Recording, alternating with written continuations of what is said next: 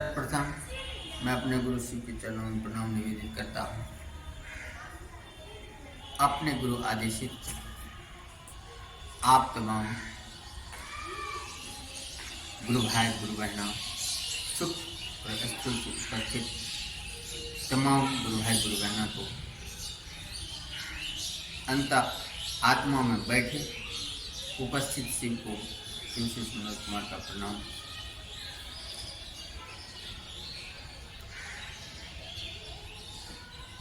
आज शिव शिष्टता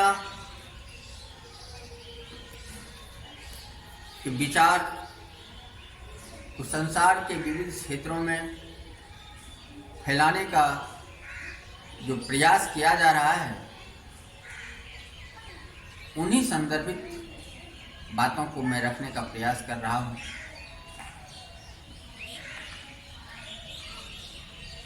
जब से इस अंतहीन अंतरिक्ष में ब्रह्मांड की उत्पत्ति हुई,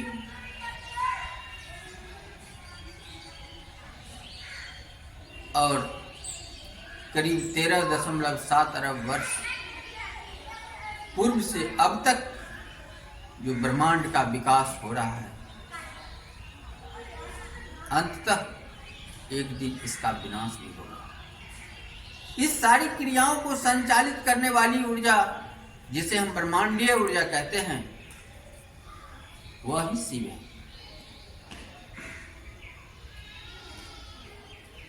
इस संसार में स्थल, जल, वायु, आकाश, विविध प्राकृतिक सौंदर्यता को प्रदान करने वाले प्रकृति प्रदत्त जो व्यवस्था है, तत्व है, उसमें उस ब्रह्मांडीय ऊर्जा के द्वारा सृष्टि 380 करोड़ वर्ष पहले जीव के रूप में इस स्थल पे आया। उस जीव के विकास के क्रम में जब मानव आदि मानव के रूप में करीब 2.5 करोड़ वर्ष पहले इस संसार में आया, और बुद्धिमान मानव के रूप में 10,000 वर्ष पहले, तो जहां से विशेषता यह शुरू हुई बुद्धिमान मानव का, उस दिन से एक जीव दूसरे जीव के बीच संतुलन बनाने के लिए या एक दूसरे पर आश्रित रह करके पारिस्थितिकी तंत्र का अंग बन गया। जीव,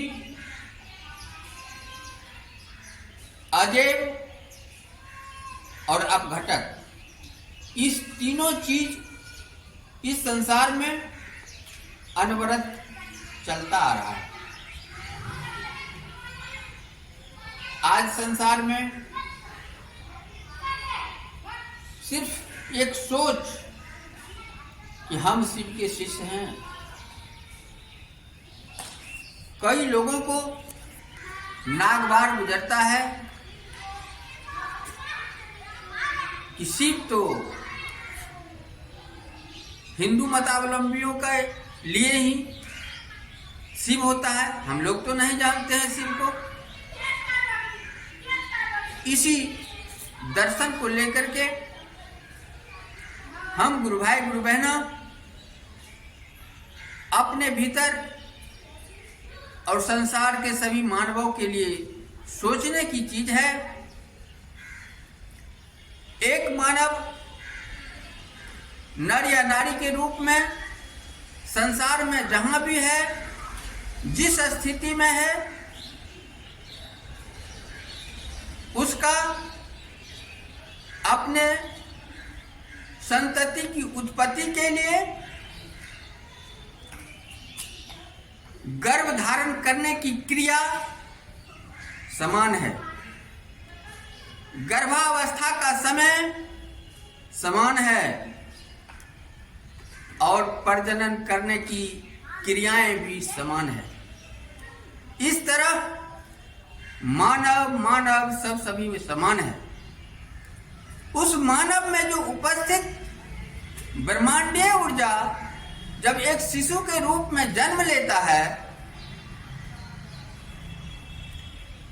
आप उस शिशु के चेहरे को देखकर उसके आंख में अपनी आंखों को झांकते ही उसके भाव को समझ लेते हैं कि वह शिशु आपको किस भाव से देख रहा है, और आप उसी शिशु के भाव में अपने आप को तुरंत एडजस्ट करते हैं। यही वह समझने की चीज है। उस शिशु के आंख से जो भाव आपके तरफ आ रहा है, आप भी तत्क्षण ही उसी भाव में उस शिशु के पास उस क्रिया को संपादित करने के लिए लाड़ प्यार स्नेह के लिए दौड़ पड़ते हैं। यहाँ पर किसी प्रकार का न धर्म होता है, न किसी प्रकार का द्वेष होता है, न कट्टरता होता है। अर्थात बच्चा मानव धर्म का प्रांकुर है। चाहे संसार के कहीं का मानव हो, अगर वह शिशु को शिशु के रूप में अपने जीवन में दर्शन करके देखता है, उस शिशु से तुरंत तारतम्य बिठा लेता है और शिशु के हर क्रिया को भाव से समझ करके भाव देना शुरू करता है, और उस भाव का ही खेला है, वह प्रेम वात्सल्य जाग उठता है। यहाँ पर उस शिशु के भीतर जो ब्रह्मांडीय ऊर्जा है और आप व्यस्त मानव के भीतर जो ब्रह्मांडीय ऊर्जा है, दोनों में किसी प्रकार का भेद नहीं होता है। तुलनात्मक समरूपता होती है, समानताएं होती है, और यह उपस्थित ऊर्जा ही शिव है। लेकिन कालक्रम से जब बुद्धिमान मानव तथाकथित कहने वाले एशिया महादेश और यूरोप महादेश में मानव का विकास हुआ, उसी के साथ अपनी भूख प्यास के लिए विविध प्रकार के कार्य को करने की बारी आई। कृषि से लेकर के औद्योगिक क्रांति, पूर्व पाषाण काल, नव पाषाण काल, ताम्र पाषाण काल, लौह काल, कोयला युग, पेट्रोलियम युग और आज आणविक ऊर्जा के युग से दौर गुजरते हुए इस स्थिति में पहुंच चुका है मानव। जबकि यह सोचनीय है, आज यूरोप और एशिया के लोग ही इस स्थल पर अन्य महाद्वीप पर भी जाकर के परचम फहरा रहे हैं, कभी गए हैं। जिन्होंने उस अवस्था को देखा था कि एक मानव भूख प्यास से कैसे तिल मिलाता है और अपने लिए क्या क्या साधन जुटा सकता है, वह पैतृक संस्कार जो उन्होंने सीखा था, उसमें यह भी सीखा है कि संसार नाशवान है, संसार में हमें जितनी ही दिन रहना है हम कुछ छोड़ के जाएंगे। वह जो छोड़ के जाएंगे हमारे आने वाले पीढ़ी उपयोग करेगा, उसी को आज सतत पोषणीय विकास, टिकाऊ विकास के रूप में एक तथाकथित सभ्य कहने वाले संस्कृति के लोग एक दूसरे को नीचा दिखाने में उनके पास छल प्रपंच करते हुए उनकी संसाधन को अपने पास झटक करके भविष्य के लिए सुरक्षित रखने के क्रम में विविध प्रकार के दुर्गुण, जिसे हम कट्टरता कह सकते हैं, आतंकवाद कह सकते हैं, लोभ कह सकते हैं, उस संपत्ति से मोह कह सकते हैं, उस तथाकथित रंग रोगन रूप रंग के प्रजातियों के प्रति जो आकर्षण है, सौंदर्य के प्रति जो आकर्षण है, यह जो मोह माया है, वह उसे इस तरह ले डूबता है, इस तरह उसे उस ब्रह्मांडीय ऊर्जा की तरफ सोचने के लिए समय ही नहीं देता है। सिर्फ एक दूसरे को नीचा दिखाना, उससे झटक करके अपने पास संसाधन को सुरक्षित रखना, इस आणविक युग में वर्चस्व स्थापित करने के लिए हिंसा प्रतिहिंसा के रूप में नरसंहार, सर्वनाश की स्थिति तक पहुंचने के करीब करीब है। कोई उद्देश्य नहीं है कि हम आपको क्यों मार रहे हैं, उद्देश्य बस एक ही है, वह मानव जिन्होंने सिर्फ जन्म देने का काम किया और सोच रहा है कि उसे भगवान कमा करके खिलाएगा, सृष्टि का अंग है, इस तरह इस धरातल पर कहीं कहीं जनसंख्या घनत्व का दबाव है, संसाधन सीमित है, अशिक्षा और नियोजन की कमी है। उस रूप में वे व्यक्ति जो अज्ञानता की आकंठ में डूब करके यहाँ तक कह रहा है कि आपके धर्म से मेरा धर्म ज्यादा श्रेष्ठ है, उन्होंने यहाँ तक कि वह भूल चुका है कि वह प्रथमतः वह एक मानव है, मानवीय उसका धर्म होना चाहिए। वह इसलिए भूल गया कि उसके भीतर मनुष्य की तत्कालिक आवश्यकता जो भूख होता है, वह उसे मजबूर कर दिया है और चीज के तरफ उसे सोचने की क्षमता ही नहीं है। जबकि उसके सम्मुख जो उपस्थित व्यक्ति है, वह भी उसी ब्रह्मांडीय ऊर्जा का अंश है।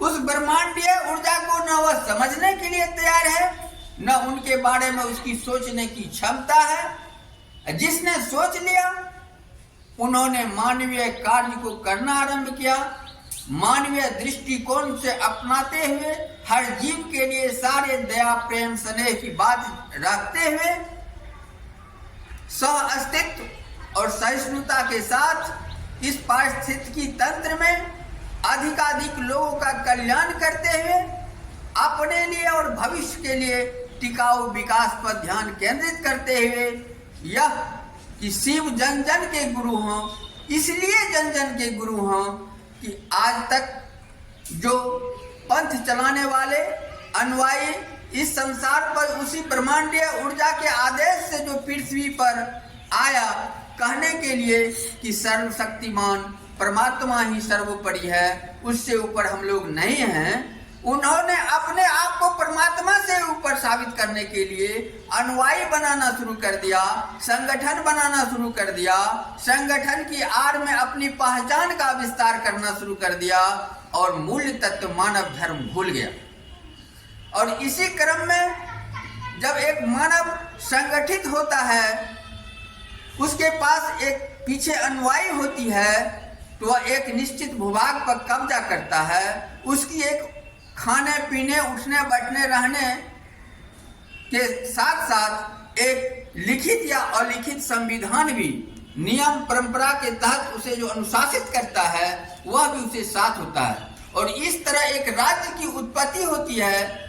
आज स्वाभाविक रूप से जब विश्व में 193 देश यूएनओ में रजिस्टर्ड है, इसके अलावे भी कई देश, कुल 208 देश हैं, इस रूप में 193 देश की सीमाएं एक दूसरे से संघर्ष को जन्म देता है। हर संस्कृति एक दूसरे से अंतराकर्षण करने के बजाय, घुलने मिलने के बजाय एक दूसरे से भेदभाव करता है। वह मेरा ले रहा है, हम उसका लेने जा रहे हैं। यह भाव जो है संघर्ष की ओर धकेल रहा है मानव में। उसी की परिणति है। विविध महादेशों में नरसंहार की स्थिति है। मेरे कहने के अनुसार मैं जो समझ रहा हूँ यह शिव की ही दया है। जिस कार्य के लिए इस मानव को इस संसार में भेजा गया था उस कार्य को भूल करके उन्होंने अपनी पहचान स्थापित करना शुरू कर दिया है। तो ऐसे में जिस परमात्मा ने सृष्टि किया, जिस परमात्मा ने उसे इस संसार में पालन पोषण करते हुए विकास किया, उस परमात्मा की इच्छा से ही उसका संहार होना भी तय है। और तय कब होगा, कैसे होगा, वह शिव के अंश ही उसे उस रूप में पहुंचाएंगे।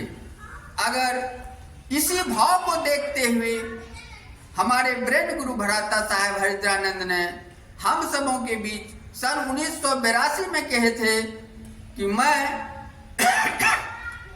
शिव का शिष्य बनाता हूं। हम शिव शिष्य हैं और शिव से जोड़ करके शिव का शिष्य बनाता हूं। कुछ लोग अपने आप को समझ की बात है, बनाना नहीं है, उसके भीतर जो शिव है उसे एहसास करा देना है कि आप जो हो अपने आप को पहचान लो, अपने आप को जानो। जैसे अपने आप को वह जानने की बात आएगा तो उस परमात्मा से हर कार्य के लिए वह दया मांगेगा कि हे शिव आप मेरे गुरु हैं, मुझ शिष्य पे दया कर दीजिए। और मन की मनोभाव की पूर्ति होते ही उस परमात्मा को धन्यवाद भी ज्ञापन करेगा कि हे शिव आपकी दया से अमुक कार्य मेरा सिद्ध हो गया और कम ही समय में हो गया, बहुत कम परिश्रम के साथ हो गया, इसके लिए धन्यवाद। और जब खुद लाभान्वित होना शुरू करता है तो वह शिव शिष्य दूसरे को कि इस संसार में कोई देहिक गुरु नहीं, आपके भीतर बैठा हुआ शिव जो आत्म शिव है, वह एक ब्रह्मांडीय ऊर्जा है, वह आपका गुरु हो सकता है। इसी भाव को लेकर के आत्म शिव संसार चला है। इस कार्य को जन जन तक फैलाने के लिए शिव शिष्यता का विचार को जो फैलाया जा रहा है, इसी बात को जगाने के लिए कि कोई शिव बन के नहीं आया है, आपके भीतर शिव है, आप महसूस करें और उसके अनुशासन में शिष्य भाव देते हुए अपने गुरु के द्वारा आदेशित कार्य को संपादित करें। चाहे वह कार्य जो भी हो, आप उस कार्य को उसी शिव के निमित्त समर्पित करते चलें, सिर्फ कर्म करें, फल का परिणाम उस गुरु की दया से आप तक पहुंचता चला जाएगा। इस तरह महेश्वर शिव की चर्चा करना है। महेश्वर शिव अर्थात आपके भीतर जो दुर्गुण है उसको नाश करने के लिए, सद्गुणों का विकास करने के लिए या संहार करने का जो कार्य शिव करता है, इस रूप में अपने गुरु शिव को महेश्वर शिव के रूप में भी याद करते हुए चर्चा करना है कि मेरे गुरु शिव हैं, आपके भी गुरु शिव हो सकते हैं। मेरे गुरु शिव हैं, आपके भी गुरु शिव हो सकते हैं। यह आध्यात्मिक कार्य यानी आध्यात्मिक ज्ञान पाने के लिए, आत्मा के रहस्य को जानने के लिए आपको देह के गुरु बनाने की आवश्यकता नहीं है। आपके भीतर बैठे हुए आत्म शिव को आपको गुरु बना लेना है, उन्हीं के अनुशासन में कार्य करना है। इसी अनुरोध को, निवेदन को संसार के हर मानव योनि में जन्मे प्राणी तक पहुंचाना है। इसी कार्य के लिए शिव जन जन के गुरु हों, फैलाते जाना है। और तीसरा, जब गुरु और शिष्य का संबंध जुड़ चुका हो, संबंध बन चुका हो, तो अपने गुरु को सम्मान में, अपने गुरु की याद करने के लिए आप जिन भाषाओं में, जिस क्षेत्र में जहां है, जिस स्थिति में है, वहां ही अपने गुरु को याद करने के लिए अपनी भाषा में कम से कम प्रणाम निवेदित 108 बार अवश्य करें। इससे आपके जीवन में गुरु और शिष्य का भाव जागृत बना रहेगा, अनवरत यह भाव विकसित होते रहेगा और यह गुरु की दया आप पर बरसती रहेगी और आपका शिष्य भाव इतनी तीव्र गति से इस संसार में उस गुरु की दया से प्रकाशमान होगा कि आप शिव शिष्य के रूप में स्थापित हो पाएंगे। इस तरह हम गुरु भाई गुरु बहना को इस संसार में बिना भय, बिना संकोच, बिना लोक लाज का हर जगह नम्रता और मुस्कुराते हुए अपनी बातों को रखना है। मेरे गुरु शिव हैं, आपके भी गुरु शिव हो सकते हैं। बस एहसास करा देना है कि गुरु की दया होती है, आप भी एहसास करेंगे।